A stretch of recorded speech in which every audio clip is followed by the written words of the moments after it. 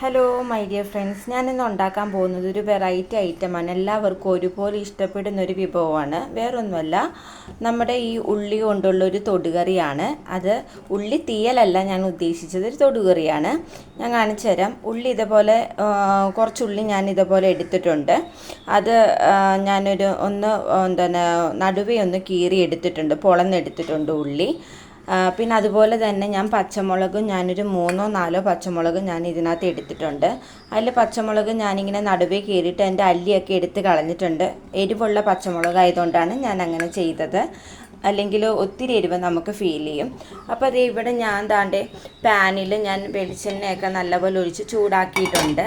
ആവശ്യത്തിനുള്ള വെളിച്ചെണ്ണ ഒഴിച്ചാണ് ചൂടാക്കിയിരിക്കുന്നത്. അതിലോട്ട് നമുക്ക് ഈ പൊളന്ന് വെച്ചിരിക്കുന്ന ഉള്ളി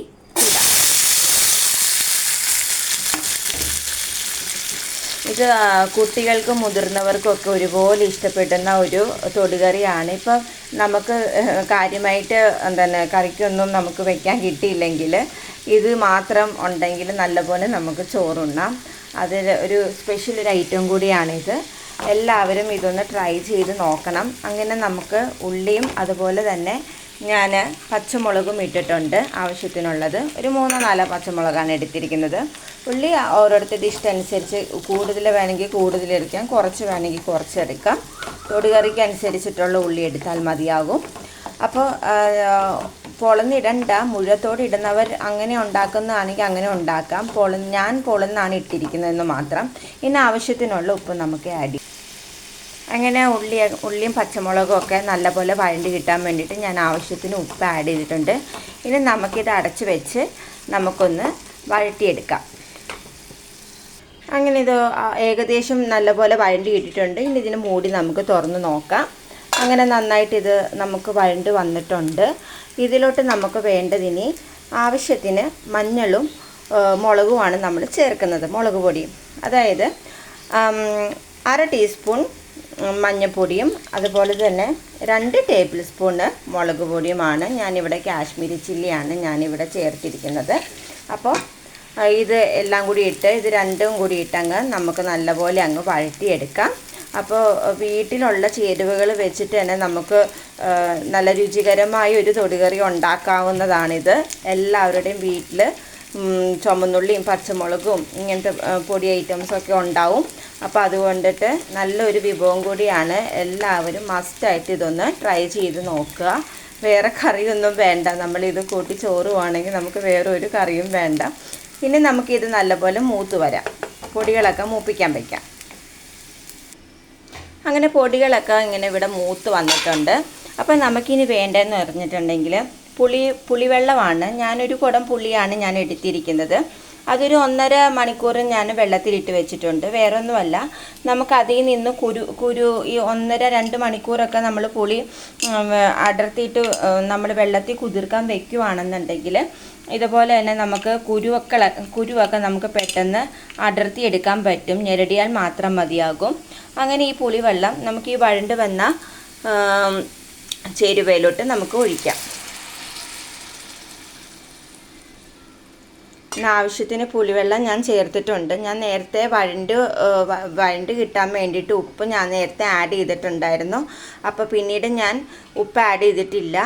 അപ്പോൾ ഇപ്പോൾ പുളിവെള്ളം ഒക്കെ ഇറങ്ങി പുളിയൊക്കെ ഇറങ്ങി ഒന്ന് തിളച്ച് വരുമ്പോൾ ഉപ്പ് പാകമല്ലെങ്കിൽ നമുക്കൊന്നും കൂടി ആഡ് ചെയ്യാവുന്നതാണ്. ഞാനത് വഴണ്ട് കിട്ടാൻ വേണ്ടിയിട്ട് ഞാനൊരു ഇച്ചിരി അധികം ഉപ്പ് ഞാൻ എടുത്തിട്ടുണ്ടായിരുന്നു. അതുകൊണ്ടിട്ടാണ് പുളി ഇറങ്ങി വരുന്നതനുസരിച്ച് ഉപ്പ് പോരെങ്കിൽ ആഡ് ചെയ്താൽ മതിയാവും, ഇല്ലെങ്കിൽ ഉപ്പ് കൂടിപ്പോവും. അതുകൊണ്ടിട്ടാണ് ഞാൻ അങ്ങനെ ചെയ്യുന്നത്. അപ്പോൾ ഇത് നമുക്കൊന്ന് തിളയ്ക്കാൻ വയ്ക്കാം.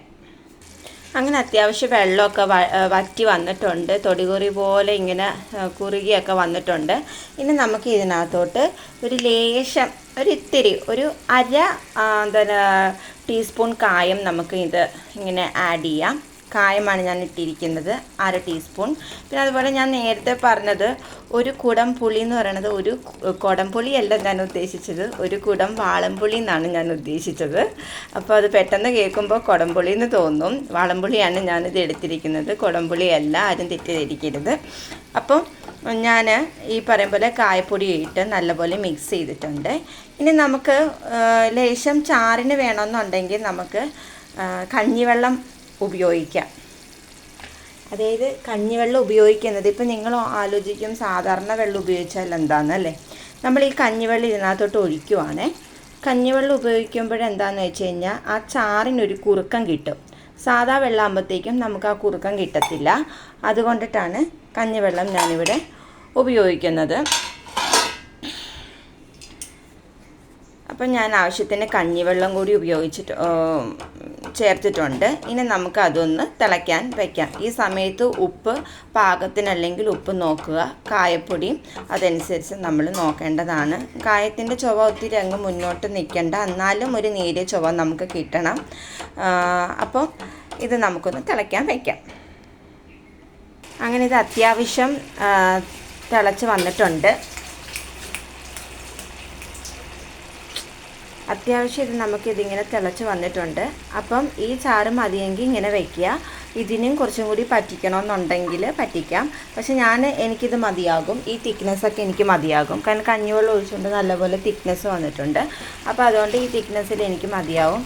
ഇതിപ്പം അടച്ച് വെച്ച് അടുപ്പത്ത് തന്നെ നമ്മൾ അടച്ച് വെച്ച് സ്റ്റൗ ഓഫ് ചെയ്ത് അടച്ച് വയ്ക്കുവാണെന്നുണ്ടെങ്കിലും നല്ലപോലെ കുറുകി പറ്റി വന്നോളും. ഇനി നമുക്ക് ഇത് അടച്ച് വെച്ചതിന് ശേഷം അങ്ങനെ ഇത് നമ്മൾ തീയൊക്കെ ഓഫ് ചെയ്തിട്ടുണ്ട്. ഇനി ഇത് അടച്ച് വെക്കുന്നതിന് മുമ്പായിട്ട് ഞാൻ ഒരു ലേശം പഞ്ചസാര, കണ്ടില്ലേ, ലേശം പഞ്ചസാര ഞാൻ എടുത്തിട്ടുണ്ട്. അപ്പോൾ ഈ പഞ്ചസാര ഇതിനകത്തോട്ട് ഇങ്ങനെ തൂകാം. ഇത് എന്തിനാണ് ഞാനിങ്ങനെ ചെയ്യുന്നതെന്ന് വെച്ചിട്ടുണ്ടെങ്കിൽ ഉപ്പും പുളിയും അതുപോലെ തന്നെ ഇച്ചിരി എരിവ് മുന്നിലോട്ട് നിപ്പുണ്ടെങ്കിൽ എരിവും കൂടി ബാലൻസ് ചെയ്യാൻ വേണ്ടിയിട്ടാണ് ഞാൻ അങ്ങനെ പഞ്ചസാര തൂകിയിരിക്കുന്നത്. അപ്പോൾ ഇതെല്ലാവരും നല്ലപോലെ ട്രൈ ചെയ്യുക. നമുക്കൊരു സെർവിങ് പാത്രത്തിലോട്ട് മാറ്റാം. അങ്ങനെ ഇത് കണ്ടില്ലേ, ആവിയൊക്കെ പറക്കുന്നുണ്ട്. അപ്പം നല്ലൊരു സേവിങ് പാത്രത്തിലോട്ടാണ് ഞാനിത് മാറ്റിയിരിക്കുന്നത്. എല്ലാവരും ഇതൊന്ന് ട്രൈ ചെയ്യുക. ഇത് തൊടുകറിയായിട്ട് യൂസ് ചെയ്യാവുന്നതാണ്. വളരെ എളുപ്പത്തിൽ ഉള്ളി തീയലിനേക്കാൾ അടിപൊളിയാണിത്. വളരെ എളുപ്പത്തിൽ ഉണ്ടാക്കാവുന്നൊരു ഐറ്റം കൂടിയാണ്. ചോറിൻ്റെ കൂടെ തിന്നാവുന്നതാണ്. ചോറിൻ്റെ കൂടെ ദോശയുടെ കൂടെയൊക്കെ നമുക്കിത് സൈഡായിട്ട് നമുക്ക് ഉപയോഗിക്കാം. അപ്പോൾ എല്ലാവരും ഇതൊന്ന് ട്രൈ ചെയ്യുക. അപ്പോൾ എൻ്റെ ചാനൽ സബ്സ്ക്രൈബ് ചെയ്യാത്തവരുണ്ടെങ്കിൽ സബ്സ്ക്രൈബ് ചെയ്യുക, ഷെയർ ചെയ്യുക, ലൈക്ക് ചെയ്യുക, കമൻറ്റ് ചെയ്യുക. ഫീഡ്ബാക്ക്സ് എല്ലാം കമൻറ്റ് ബോക്സിൽ അറിയിക്കുക. ഇനി അടുത്തൊരു വീഡിയോ ആയിട്ട് കാണാം. ബൈ.